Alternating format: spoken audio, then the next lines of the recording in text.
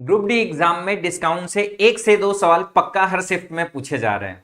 अगर आप चाहते हैं कि डिस्काउंट का सवाल आप एकदम अच्छे से देखते ही उड़ा दो तो इस वीडियो को पूरा देखो। इस वीडियो में मैं आपको एग्जाम में आने वाले हर टाइप के क्वेश्चन को कवर करूंगा जो एग्जाम में आ रहे हैं या आ सकते हैं। तो चलिए शुरुआत करते हैं वीडियो की और पहला क्वेश्चन देखते हैं। कह रहा है एक दुकानदार किसी वस्तु का मूल्य 3,930 रुपए अंकित करता है। 40% की छूट देने के बाद भी उसे लागत मूल्य पर 20% का लाभ होता है। तो कह रहा है क्रय मूल्य ज्ञात करो। टोटल 4 पॉइंट है, अंकित मूल्य है, क्रय मूल्य है, डिस्काउंट है और प्रॉफिट परसेंट है।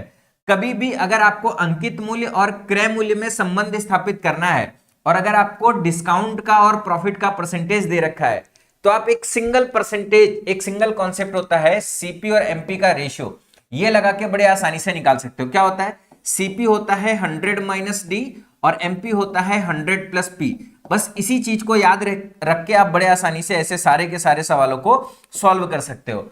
और ये बड़ा रिपीटेड पैटर्न है, हर बार एग्जाम में पूछा जाता है और इस बार लेटेस्ट एग्जाम में भी ये सवाल पूछे जा रहे हैं। अब कई बार बच्चे क्या है कि ये भूल भी जाते हैं कि भाई कहां पे डिस्काउंट घटाएंगे, कहां पे प्रॉफिट जोड़ेंगे। तो सबसे पहले तो पहली बात यह है कि हमेशा आपको ये मालूम होना चाहिए कि जो सीपी होता है वो एमपी से कम होता है। मतलब लागत मूल्य अंकित मूल्य से हमेशा कम रहता है। सामान हम कम में खरीदते हैं, उसका दाम बढ़ा के अंकित करते हैं तो दाम लागत कम होती है और अंकित मूल्य ज्यादा होता है, पहला। अब सीपी और एमपी में सीपी छोटा रहेगा, एमपी बड़ा रहेगा, यह बात हमको मालूम। अब अगला पॉइंट, दो चीजें होती हैं, एक प्रॉफिट होता है, एक डिस्काउंट। डिस्काउंट हमेशा घटता है और प्रॉफिट हमेशा जुड़ता है।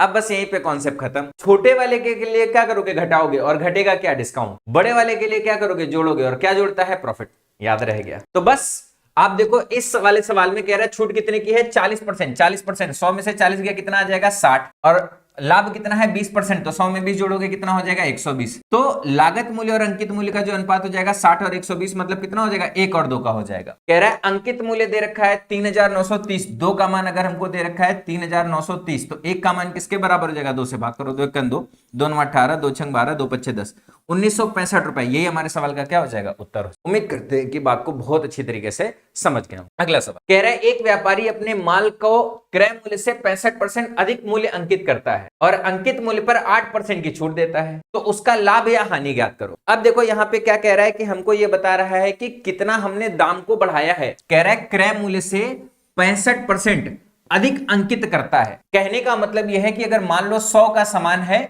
तो बढ़ा देगा, कितना बढ़ा देगा? 65% बढ़ा देगा। और कितना अंकित कर देगा? 165 अंकित कर देगा। तो ये जो बढ़ाता है ये हमारा क्या हो गया? अंकित मूल्य हो गया। और फिर क्या कह रहा है? ये जो हमारा अंकित मूल्य है इस पे क्या कर रहा है? 8% की छूट दे रहा है, 8% का डिस्काउंट करके बेच दे रहा है। तो हमको बताना है कि फाइनली उसका लाभ कितना होगा। अब यहां पे हमेशा याद रखना, कभी भी अगर हम दाम को बढ़ाएं और फिर डिस्काउंट दें तो ये हमारा सक्सेसिव परसेंटेज चेंज कॉन्सेप्ट लगता है। सक्सेसिव रेशियो वाला कॉन्सेप्ट भी यूज कर सकते हो। अगर दाम बढ़ा रहे हैं और डिस्काउंट दे रहे हैं तो कई बार आपको प्रॉफिट होगा और कई बार आपको लॉस होगा। तो प्रॉफिट या लॉस का अगर आपको परसेंटेज निकालना है, प्रॉफिट परसेंट या लॉस परसेंट निकालना है, मान लो अगर हम x% बढ़ा रहे हैं और y% का क्या कर रहे हैं? डिस्काउंट दे रहे हैं। y% का क्या कर रहे हैं? डिस्काउंट दे रहे हैं। तो क्या हो जाएगा? हमेशा याद रखना x plus y plus x y upon 100% का टोटल चेंज आएगा।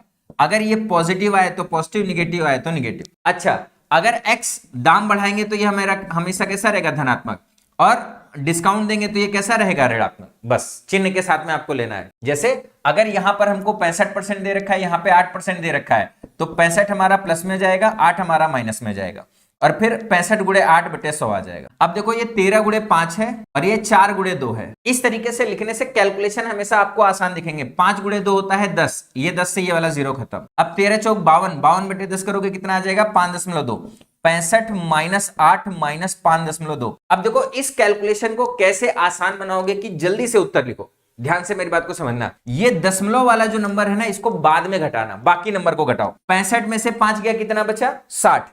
60 में से 8 गया कितना बचा? 52। और 52 में से 0.25 घटा दो, सॉरी 52 में से 0.2 घटा दो। तो 52 में से 0.2 घटाएंगे कितना आ जाएगा? 51.8। इस तरीके से अगर आप घटाओगे तो जो सॉल्व करना है वो बड़ा आसान आ जाएगा। अगर ये हमारा धनात्मक आया, कैसा आ रहा है? धनात्मक आ रहा है। अगर धनात्मक आया तो क्या हो जाएगा? लाभ हो जाएगा। अगर यहीं पे ऋणात्मक आता तो क्या हो जाता? हानि। उम्मीद करते हैं कि बात को समझ गए। क्लियर? चलो अगला सवाल कह रहा है एक दुकानदार एक पंखे का मूल्य उसके क्रय मूल्य से 34% अधिक अंकित करता है तथा इसके अंकित मूल्य पर 25% की छूट देता है। यदि वह 177 रुपए का लाभ अर्जित करता है तो पंखे का अंकित मूल्य बताना है। यहां पर हमको लाभ की वैल्यू दे रखी है और अंकित मूल्य बताना है।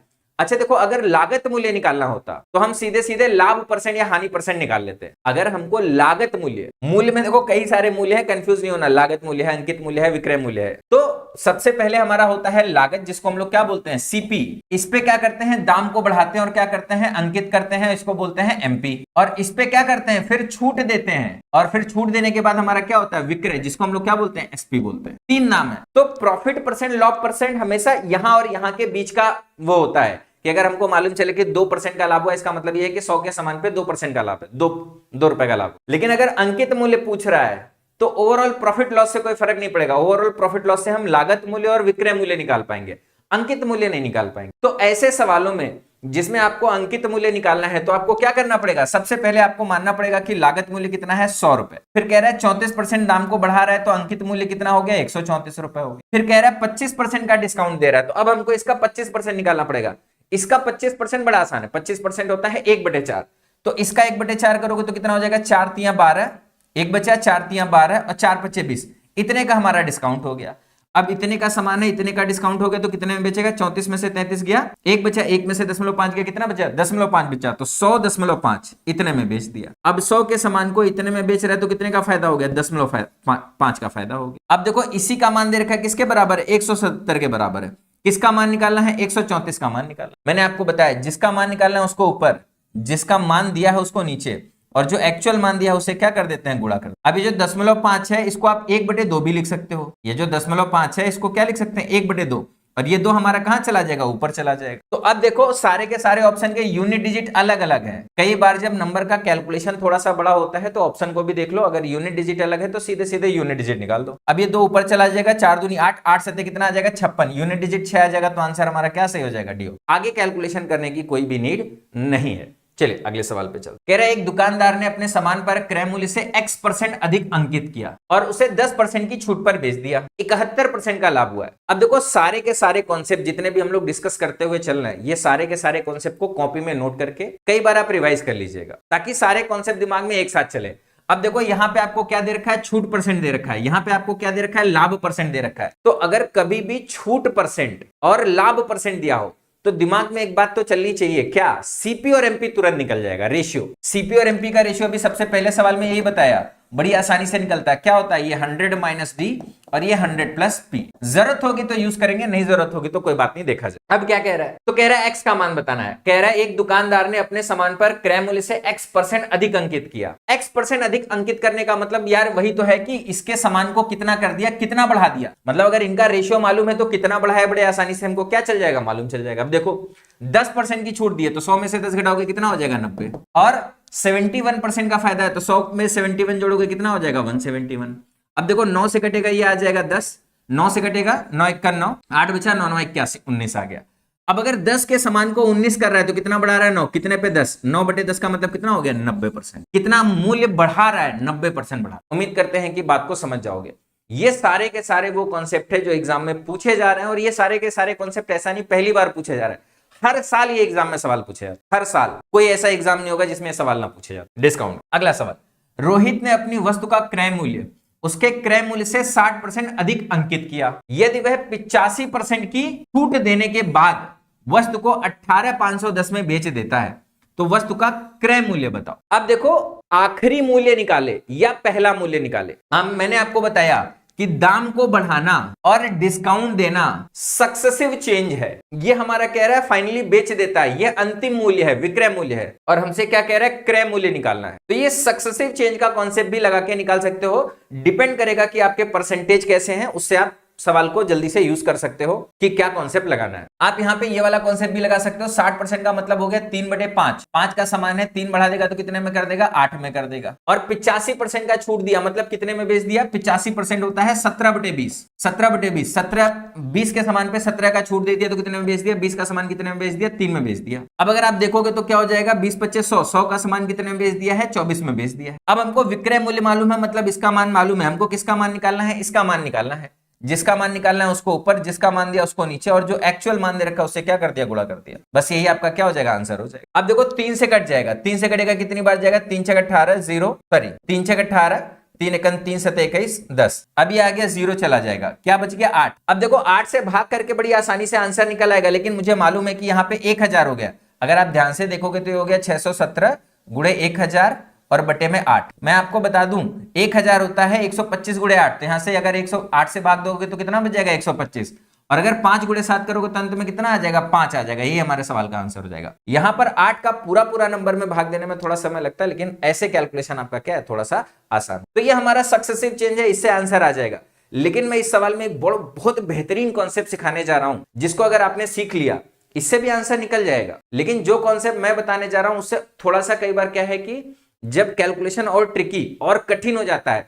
अब जैसे यहाँ पे परसेंटेज को आपने बड़ी आसानी से फ्रैक्शन में बदल लिया, कुछ सवाल ऐसे होंगे जिसमें आप परसेंटेज को फ्रैक्शन में बदल नहीं पाओगे, तो फिर ये कॉन्सेप्ट नहीं लगा पाओगे। उसके लिए आपको क्या करना होगा, मेरी बात को हमेशा ध्यान से समझो। जो क्रय मूल्य है अगर वो दिया है तो अच्छी बात है, नहीं दिया है अगर वो निकालना है तो उसको एक्स मान। अब देखो सबसे पहले तो एक्स है, कह रहा है 60% अधिक किया, मतलब इसके मान को कितना कर दिया, 60% बढ़ा दिया। 60% का मतलब हो गया 3/5, 5 का समान कितना कर दिया, 8 में कर दिया।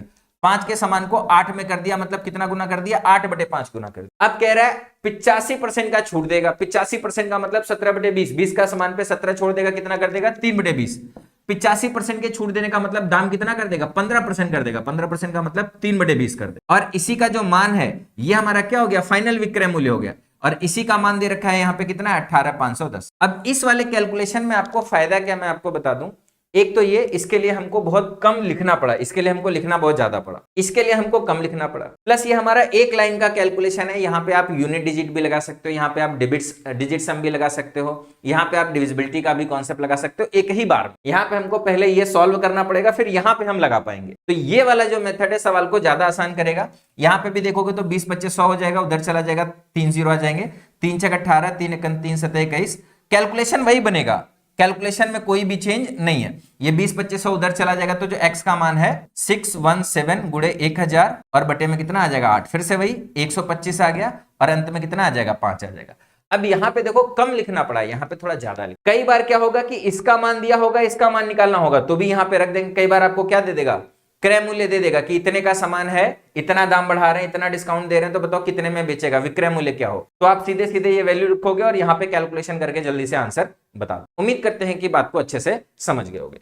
चलो अगला सवाल सॉल्व करो। कह रहा है 76% की छूट देने के बाद एक सीलिंग फैन का विक्रय मूल्य इतना है। कह रहा है जब हम इतने का डिस्काउंट देते हैं तो विक्रय मूल्य इतना हो जाता है। कह रहा है यदि कोई छूट नहीं दी जाती है तो दुकानदार को 50% का लाभ। अब देखो हमने पीछे भी एक सवाल कराया था जहां पे डिस्काउंट परसेंट दिया था और प्रॉफिट परसेंट दिया था, तो वहां पे हमने सीपी और एमपी सीधे सीधे निकाल दिया था। अब जो बच्चा सवाल के सिर्फ एक एक पॉइंट को पकड़ता है, सर ने बता दिया प्रॉफिट परसेंट दिया है, डिस्काउंट परसेंट दिया है, जैसे हम ही ने आज की क्लास में बताया प्रॉफिट परसेंट दिया है, डिस्काउंट परसेंट दिया है, तो बच्चा क्या करेगा, सीपी और एमपी का रेशियो निकाल देगा।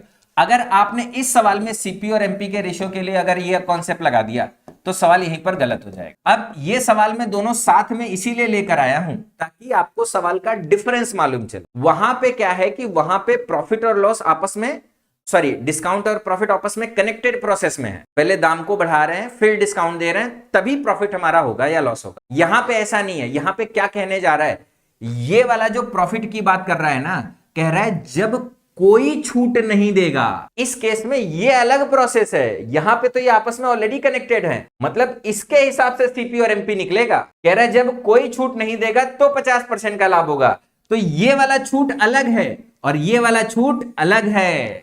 ये वाला सेंटेंस एक साथ में है, तो यहां से आपको सीपी और एमपी मिलेगा। सीपी और एमपी कैसे मिलेगा, कोई छूट नहीं का मतलब 0% डिस्काउंट। तो सीपी और एमपी अगर हम निकालेंगे यहां पे, तो ध्यान से देखो, कोई छूट नहीं तो 0 घटाया, और प्रॉफिट कितना है 50%, तो कितना जोड़ा, 50 जोड़ा। कहने का मतलब यह है कि 100 का सामान कितने में हो जाएगा, 150 में हो जाएगा। अगर 100 के सामान को 150 में कर दिया, इसका मतलब क्या है, 50% दाम बढ़ा दिया। अब मैं इसी सवाल का शॉर्टकट बताने जा रहा हूं, इतना आपको लिखने की जरूरत नहीं है। कभी भी अगर सवाल में ऐसा बोले, कैसा बोले कि कोई छूट नहीं देने पर 50% का लाभ है, हम कह रहे कोई छूट नहीं दे रहे, 50% के लाभ पर बेच रहे हैं, बिना छूट के। बिना छूट के बेचने का मतलब क्या हो गया, अंकित मूल्य मूल्य पर बेचेंगे। बिना छूट पे बेचने का मतलब क्या हो गया भाई, दाम बढ़ाया और उसी दाम पे बेच दिया, मतलब अंकित मूल्य पर बेच दिया। तो सबसे पहले समझो 50% के लाभ का मतलब हो गया कि 100 के सामान को क्या कर दिया, 150 में बेच दिया। और जो बेचा है यही हमारा क्या है, अंकित मूल्य है। जो बेचा है यही हमारा क्या हो गया, अंकित मूल्य हो गया। तो इसका मतलब यह है कि दाम को ही हमने सीधे सीधे 50% बढ़ा रखा है। इस सेंटेंस का मतलब यह है, इस सेंटेंस को कंफ्यूज करने के लिए खाली लिखा गया है। इसका मतलब यह है कि दाम को 50% बढ़ाया गया है। तो अब सवाल यह हो गया कि दाम को हमने 50% बढ़ाया है और फिर 76% का डिस्काउंट दिया है। उम्मीद करते हैं कि बात को समझ गए होंगे। इस पे एक सवाल और लिया है। इस सवाल का मतलब यह हो गया कि दाम को 50% बढ़ाया है, फिर 76% का डिस्काउंट देके कितने में बेच दिया है, इतने में बेच दिया है। तो आपको क्या निकालना है, क्रय मूल्य निकालना है। फिर से क्रय मूल्य निकालना है तो क्या करोगे, x मान लोगे और दाम को कितना बढ़ाया है, 50%। 50% का मतलब होता है 1/2। 2 था तो 1 बढ़ा के कितना कर दिया है, 3/2 कर दिया। फिर इतना दाम को बढ़ा के करके 76% का डिस्काउंट दे दिया। 76% का डिस्काउंट का मतलब यह है 24% में बेच दिया, मतलब 24/100 में बेच दिया। और जो बेचा है उसका मान कितना है, 330 के बराबर है। यहां पे भी सभी नंबर का यूनिट डिजिट अलग अलग है, आप सीधे सीधे यूनिट डिजिट निकाल लो। अब देखो 2 से भाग करोगे कितनी बार जाएगा, 12 बार जाएगा। 3 से भाग करोगे कितनी बार जाएगा, 111 बार जाएगा, 0 आ जाएगा। ये 2 0 और इधर चले जाएंगे। अब अगर आप 12 से भाग करोगे तो देखो पहले एक काम करो, 3 से भाग कर दो तो यहाँ पे 4 आएगा, और 3 से भाग करोगे तो यहाँ पे 37 आ जाएगा। 37 गुणे 3 होता है 111, और ये 1000 और रह जाएगा। अब अगर आप देखो 1000 में 4 से भाग करोगे कितना आ जाएगा, 250 आ जाएगा। अब 250 है तो मतलब 0 तो आ ही गया, मतलब 1 0 तो आपका आएगा ही आएगा। आंसर क्या हो जाएगा, डी ऑप्शन। आप देख रहे होगे हमारे जितने भी सवाल मैं लेकर आए हूं ये सब एग्जाम के क्वेश्चन है, और इनमें जो नंबर है ना बड़े टिपिकल नंबर है, लेकिन कैलकुलेशन में हर सवाल का बड़ा आसान कर दे रहा हूं, क्योंकि मुझे तरीका मालूम है कि किस तरीके से सवाल के कैलकुलेशन को करना है। यही चीज बस आपको सीखना है कि कोई भी डेटा दिया हो, कैसा भी डेटा दिया हो, सॉल्व करने का तरीका आपको मालूम होना चाहिए। मैं आपको छोटे छोटे नंबर पे कैलकुलेशन नहीं सिखाऊंगा क्योंकि वो एग्जाम में पूछा नहीं। ठीक, प्रॉफिट लॉस जैसे चैप्टर में, कंपाउंड इंटरेस्ट जैसे चैप्टर में बड़े बड़े डेटा दिए रहते हैं एग्जाम में। बच्चे 10% 5% यही प्रैक्टिस करके जाते हैं, और एग्जाम में जब ऐसे परसेंटेज मिलते हैं, ऐसे सवाल मिलते हैं तो उनको बहुत दिक्कत है। ठीक, चलो कह रहा है एक सवाल और, 64% की छूट देने के बाद एक वाटर कूलर का विक्रय मूल्य इतना है। कह रहा है यदि कोई छूट नहीं दी जाती है तो 20% का लाभ है।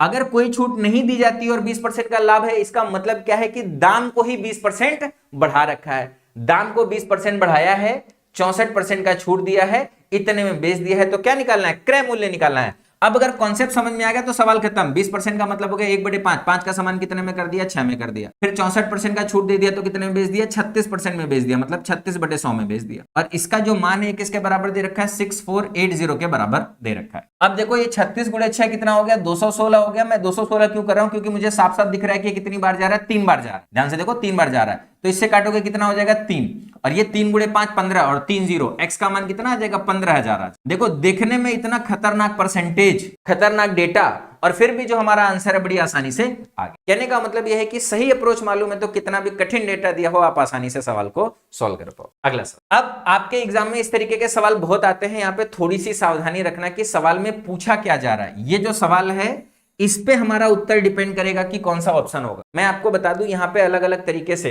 इसमें क्या है कि सक्सेसिव डिस्काउंट दिया रहता है, और सक्सेसिव डिस्काउंट के बाद में क्या है कि कई बार पूछता है कि सबसे ज्यादा डिस्काउंट किस में होगा, कई बार पूछेगा सबसे कम डिस्काउंट किस में होगा, कई बार ऐसा पूछेगा कि दुकानदार को फायदा किस केस में ज्यादा होगा, कई बार ऐसे पूछेगा कि ग्राहक को किस केस में सबसे ज्यादा फायदा होगा। और जैसे कि इस सवाल में पूछा है विक्रय मूल्य अधिकतम कब होगा, किस स्कीम का विक्रय मूल्य अधिकतम होगा। अच्छा, विक्रय मूल्य अधिकतम कैसे होगा, मान लो कि जैसे हमारे पास में कोई सामान 100 रुपए का है। अब एक स्कीम में मैंने 10% का डिस्काउंट दिया और एक स्कीम में मैंने 20% का डिस्काउंट दिया। तो जब 10% का डिस्काउंट देंगे तो कितने में बेचेंगे, 90 में, और 20% का डिस्काउंट देंगे तो कितने में बेचेंगे, 80 में। अगर मैं पूछूं कि किस केस में विक्रय मूल्य ज्यादा है, तो बड़ी आसानी से दिख रहा है कि इस केस में विक्रय मूल्य ज्यादा है, और जिस केस में विक्रय मूल्य ज्यादा है उस केस में डिस्काउंट का क्या हाल है, डिस्काउंट कम है। तो कहने का मतलब यह है कि अगर विक्रय मूल्य को आपको अधिकतम करना है तो जो डिस्काउंट होना चाहिए वो क्या होना चाहिए, कम से कम होना चाहिए। अब अगर यहीं पर बोलता कि ग्राहक को किस केस में सबसे ज्यादा फायदा होगा, तो ग्राहक को उस केस में सबसे ज्यादा फायदा होगा जिस केस में डिस्काउंट सबसे ज्यादा होगा, ग्राहक को इस केस में ज्यादा फायदा होगा। तो सवाल पे निर्भर करेगा कि आपको क्या निकालना है। तो हमको क्या निकालना है, डिस्काउंट कम से कम निकालना है। कौन सा ऐसा स्कीम है जिसमें डिस्काउंट क्या मिलेगा, कम से कम मिलेगा। तो अगर 2 डिस्काउंट दिए हैं तो सक्सेसिव डिस्काउंट का कॉन्सेप्ट ये होता है कि जो नेट डिस्काउंट होता है वो होता है D1 plus D2 minus D1 into D2 upon 100%। ये वाला बस कॉन्सेप्ट लगा दो। ऐसे जितने भी सवाल आते हैं जहां पे इस तरीके से दो अलग अलग डिस्काउंट दिए रहते हैं तो बड़ी आसानी से आपको नेट डिस्काउंट मिल जाएगा। अब अगर हम पहले स्कीम की बात करेंगे तो पहले स्कीम में 27% की दो क्रमिक छूट है, तो 27 प्लस 27 कितना हो जाएगा 54, और 27 गुणे 27, 27 का स्क्वायर होता है 729, और बटे में हो जाएगा 100। बटे में 100 का मतलब कितना हो जाएगा 7.29। अब 57 में 7 जाएगा, सॉरी यहाँ पे 27 दूना 57 नहीं, 27 दूना 54 हो जाएगा, 27 दूना 54। अब 14 में से 7 जाएगा, कितना आ जाएगा 7। 14 में से 7 गया, कितना बचा 7, 47। 47 में से 0.2 जाएगा तो कितना आ जाएगा 46.71। ये हमारा डिस्काउंट आ जाएगा किस केस में, पहली स्कीम में। इसी तरीके से दूसरी स्कीम में डिस्काउंट निकालोगे, आपको कम से कम चाहिए तो अगर कोई डिस्काउंट अब इससे ज्यादा होगा तो उसको हटा दोगे, इससे कम होगा तो इसको हटा दोगे, आगे ऑप्शन में बढ़ो। कह रहा है एक 36% की है, एक 45% की है। अब देखो 36% और 45% की छूट है तो भाई पहला भी छूट बढ़ गया, दूसरा भी छूट बढ़ गया। अब इस सवाल को देखने की जरूरत नहीं है भाई, इस केस में पहला 27 दूसरा 27, इस केस में पहला 36 कर दिया और दूसरा 45 कर दिया, मतलब ये वाला भी डिस्काउंट बढ़ा दिया, ये वाला भी डिस्काउंट बढ़ा दिया, तो टोटल डिस्काउंट क्या हो जाएगा, बढ़ जाएगा। कैलकुलेशन करने की नीड ही नहीं है, पहले वाले डिस्काउंट को भी बढ़ा दिया, दूसरे वाले डिस्काउंट को भी बढ़ा दिया। अच्छा इस वाले केस में देखो, एक को कम कर दिया, एक को बढ़ा दिया, तो इसको कैलकुलेट करना पड़ेगा। तीसरे वाले स्कीम में क्या करेगा, 19 प्लस 32, 19 प्लस 32 कितना हो जाएगा 9 2 11, 3 1 4 और 1 5, 51, माइनस 19 गुणे 32 करोगे तो 19 दूना 38, 3 19 3 57 और 3 कितना हो जाएगा 60, और बटे में 100 कितना आ जाएगा, 100 से भाग करोगे 2 अंक पे दशमलव आ जाएगा। अब 51 में से 6 घटाओगे कितना आ जाएगा 45, 51 में से 6 गया 45, 45 में से 0.08 जाएगा तो 44.92 आ जाएगा। अब अगर ये आ गया तो ये पहला वाला स्कीम नहीं हो सकता, ये स्कीम हट गया, इससे ये इसमें डिस्काउंट कम मिल रहा है, इसमें डिस्काउंट ज्यादा मिल रहा है तो ये हट गया। फिर इसमें और इसमें डिस्काउंट ज्यादा मिल रहा है, इसमें कम मिल रहा है तो ये हट गया। अब इसके बाद में 34% की छूट के बाद 7% की छूट, इसमें फिर से एक बढ़ा दिया एक घटा दिया, तो इसको भी देख लो। 34 और 7 41, चौथे में तो यहीं से खत्म हो गया, 7 4 41, 41। इसके बाद में क्या है, अब देखो अगर 41 में से कुछ घटाएंगे तो वैल्यू क्या होगी 44 से तो कम आ जाएगी, मतलब सबसे कम डिस्काउंट कहां पर मिलेगा, यहीं पर मिलेगा। अब आगे कैलकुलेशन करने की भी नीड नहीं है, ये जो मान आएगा ऑटोमेटिक क्या आ जाएगा, इससे कम आ जाएगा। तो यही स्कीम ऐसी है जहां पे कम से कम डिस्काउंट मिलेगा, और ये स्कीम नंबर क्या है 4। अब यहाँ पे ध्यान से देखो, स्कीम नंबर 4 कहां पर है, यहां पर है। अब जरूरी नहीं, एक गलती और होती है, यहां पे 4 है तो बच्चे ने डी टिक कर दिया। स्कीम 4 किस ऑप्शन में दिया हुआ है, सी ऑप्शन में। तो इस सवाल का सही आंसर क्या हो जाएगा, सी। बहुत बेहतरीन क्वेश्चन है, बच्चे ऐसे सवालों में बहुत सारे सिली मिस्टेक करते हैं, इसलिए इसको ध्यान रखना। चलो कह रहा है 6%, 28%, 15% की 3 क्रमिक छूटों के बराबर एकल छूट दशमलव के 2 स्थानों तक पूर्णांकित ज्ञात करो। अब देखो कई बार एग्जाम में बड़े आसान परसेंटेज आते हैं, यही 3%, कई बार थोड़े टिपिकल आते हैं, कई बार इससे भी 1-2 टिपिकल आ जाते हैं। तो यही तरीका है जो मैं इस सवाल में बताऊंगा, ध्यान से समझना। अभी मैंने आपको बताया कि अगर 2 डिस्काउंट दिया हुआ है तो जो नेट डिस्काउंट होता है वो होता है D1 plus D2 minus D1 into D2 upon 100%। अगर 3 डिस्काउंट दिया है ना तो भी ऐसे ही निकालेंगे, पहले किसी 2 का निकालेंगे तो 1 आ जाएगा, और इसके अलावा मान लो कोई एक तीसरा बच गया D3, तो ये एक डिस्काउंट और फिर से ये एक डिस्काउंट, इन दोनों को फिर से यही वाला फॉर्मूला लगा। उम्मीद करते हैं बात को समझ रहे होगे, कम समझ रहे हो तो सवाल को सॉल्व करते हैं। अब देखो इनमें से किसी भी 2% को आप पहले ले सकते हो, तो एक काम करो, कोशिश करो कि कैलकुलेशन छोटा से छोटा रहे। तो पहले बार में जब डिस्काउंट लो तो ऐसे नंबर को कोशिश करो कि बड़े नंबर कम, मतलब बड़े नंबर आपस में खत्म हो जाए, छोटे छोटे नंबर का कैलकुलेशन बाद में बचे। जैसे ये 6% है, ये 28% है, लेने को आप पहले 6 और 28 ले सकते हो, बाद में 15 बच जाएगा। 15 का कैलकुलेशन मतलब मेनली देखना गुणा करना, गुणा 15 का किसी भी नंबर में कर सकते हैं, आसानी से हो जाएगा। दूसरा केस 28 और 15 ले सकते हैं, ये भी हो जाएगा, 6 बचेगा, 6 का गुणा करना भी आसान है। हाँ, इन दोनों को पहले ले लोगे तो बाद में 28 लोगे तो गुणा बड़ा हो जाएगा। तो मैंने क्या किया, ध्यान से देखो, पहले इन दोनों को ले लिया, इससे क्या होगा 8 5 13, 2 1 3 43 हो गया। 28 और 15, 28 प्लस 15 माइनस 28 गुणे 15 बटे 100, पहले ये 2 ले लिया। अब ये हमारा हो गया 43, और फिर से वही, यहां से 5 निकालो, यहां से 2 निकालो, यहां 14 बचा, यहां 3 बचा, और क्या हो गया 10 हो गया। 10 से 1 0 चला गया। 42 का मतलब कितना हो गया 4.2। 43 में से 4 जाएगा 39, 39 में से 0.2 जाएगा, कितना बचेगा 38.8। अब ये हमारा किन 2 का हो गया, इन 2 का, लेकिन इसके साथ अभी 6 और बचा हुआ है, तो फिर से ये वाला फॉर्मूला लगा दो, 38.8 प्लस 6 माइनस 38.8 गुणे 6 बटे में क्या हो जाएगा 100। अब देखो ये 38 और 6 44.8, और इसका गुणा इसमें करोगे तो देखो एक अंक पे दशमलव है, 2 0 है, 3 अंक पे दशमलव आ जाएगा।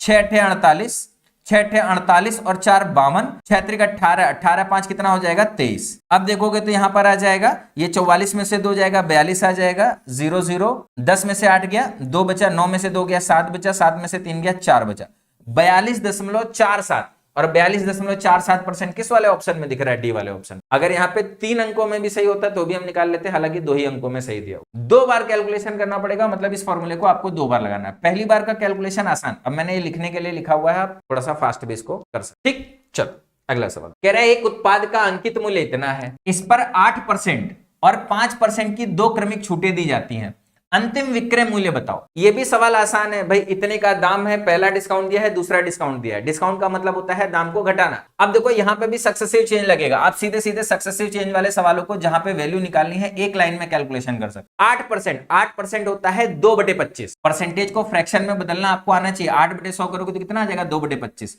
25 का सामान है, 2 डिस्काउंट में कर देगा तो कितने में बेच देगा 23/25 में बेच। फिर कह रहा है 5%, 5% का मतलब होता है 1/20, 20 पे 1 छोड़ेगा तो कितना कर देगा 19/20 कर देगा। ये फाइनल आपका क्या हो जाएगा विक्रय मूल्य हो जाएगा। अब देखो 25 से भाग जाएगा कितनी बार 3 बार, 300 हो गया। 1 0 से 1 0 कट गया और 2 से भाग करोगे कितना आ जाएगा 15 आ जाएगा। यूनिट डिजिट सभी में 5 आ रहा है तो कोई फायदा नहीं है, गुड़ाई कर लो, इसका गुड़ा इसमें कर लो, आसानी से हो जाएगा। वैसे तो 21 का स्क्वायर माइनस 2 का स्क्वायर, 21 प्लस 2, 21 माइनस 2, तो 21 का स्क्वायर 441 माइनस 4 हो जाएगा। और वैसे 19 का गुणा भी बड़ी आसानी से हो जाएगा, मतलब कोई दिक्कत की बात नहीं। 19 3 57, 5 19 2 38 और 5 कितना हो जाएगा 43। 41 में 441 में से 4 घटाओगे तो भी आएगा।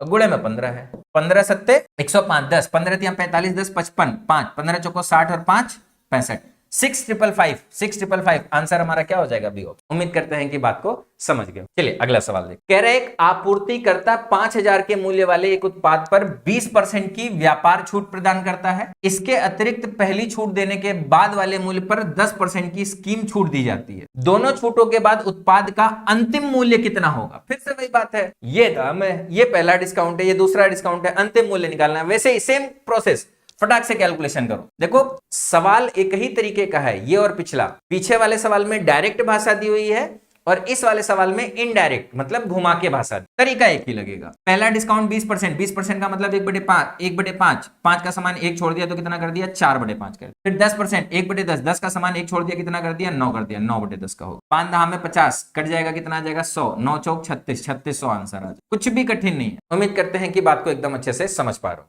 चलो अगला सवाल। एक वस्तु का अंकित मूल्य 2500 रुपए है। कह रहा है एक दुकानदार 25%, 20% और K% की 3 क्रमिक छूटें देता है और इतने में बेच देता है। तो कह रहा है K का मान बताओ। अब देखो इसमें 2 तरीके के सवाल बन सकते हैं, 3 तरीके के सवाल बन सकते हैं, 4 तरीके के सवाल बन सकते हैं। कैसे? हो सकता है कि 2 डिस्काउंट में 1 डिस्काउंट देके दूसरा डिस्काउंट पूछ ले। हो सकता है कि 3 डिस्काउंट देके जिसमें से 2 का मान देके तीसरे का मान पूछ ले। हो सकता है कि 4 डिस्काउंट की बात करें जिसमें 3 डिस्काउंट का मान दिया हो और 1 डिस्काउंट का मान। हर केस में सवाल को एक ही चीज करना है। ये देखो आपका क्या है अंकित मूल्य, ये देखो आपका क्या है विक्रय मूल्य। आरंभिक मान अंतिम मान, हमेशा क्या करोगे सबसे पहले आरंभिक वैल्यू और अंतिम वैल्यू को इस तरीके से लिख लोगे। अब जितने भी परसेंटेज का चेंज दिया है, जितने भी डिस्काउंट का चेंज दिया, उससे बस आपको भाग करना है। कैसे भाग करना है? 25% के डिस्काउंट का मतलब क्या हो गया? 25% का मतलब हो गया 1/4। तो 4 का समान है, 1 छोड़ देगा कितने में कर देगा 3 में कर देगा। फिर अगर मान लो ये नहीं दिया होता, दूसरा निकालना होता, 1 देके दूसरा निकालना होता तो बस अब ये इनिशियल मान हो गया, ये फाइनल मान हो गया। यहां से जो चेंज आएगा बस वही हमारा दूसरा डिस्काउंट हो जाएगा। लेकिन अगर मान लो हमारे पास में क्या है एक और दिया है तो 20% का मतलब हो गया 1/5। 5 का समान है तो 1 कम करके कितने में कर देगा 4 में कर देगा। इधर अंकित मूल्य, इधर विक्रय मूल्य। अब देखो इधर क्या है अंकित मूल्य, इधर क्या है विक्रय मूल्य। तो इधर अंकित मूल्य और इधर विक्रय मूल्य। अगर हमको आरंभिक मान और अंतिम मान मालूम है और डिस्काउंट दिए हुए हैं तो हमेशा आरंभिक मान और अंतिम मान में क्या करोगे डिस्काउंट का भाग देते चले जाओगे। जो भी डिस्काउंट निकालना है वो ऑटोमेटिक आ जाएगा। ये कैलकुलेशन हो गया। अब देखो ये वाले 5 से ये वाले 4 से ये वाला 4 कट जाएगा। यहाँ पे 5 से काटोगे कितना बचेगा 500 बचेगा। यहाँ पे 3 से काटोगे तो 3 चौक 12 और 3 छक 18, 460 बच जाएगा। फिर एक काम करो 5 से भाग कर दो, क्या आ जाएगा 100। 5 से भाग करो, 5 9 45, 5 दूना 10। कहने का मतलब क्या है कि 100 के समान को 92 कर दिया। अगर 100 के समान को 92 कर दिया तो कितना कम कर दिया 8 कम किया तो कितने % का डिस्काउंट दे दिया 8% का डिस्काउंट दे दिया।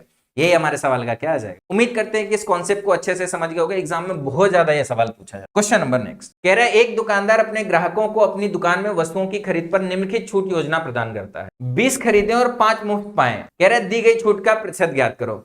ऐसे सवालों में मैंने देखा बच्चे बहुत कंफ्यूज होते हैं।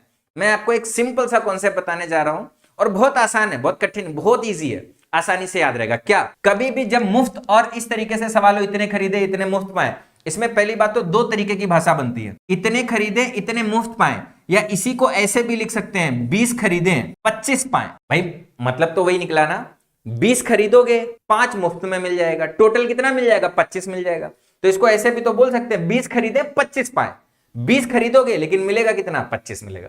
तो दोनों का मतलब एक ही है, लेकिन यहां और यहां में डिफरेंस अलग है। यहां पे आपको मालूम चलना चाहिए 20 खरीद रहे हैं और 25 मिल रहा है, तो इस 25 में जो 5 है वो क्या है, मुफ्त है। बात समझ में आ गई। दोनों तरीके की भाषा आपको एग्जाम में देखने को मिलेगी।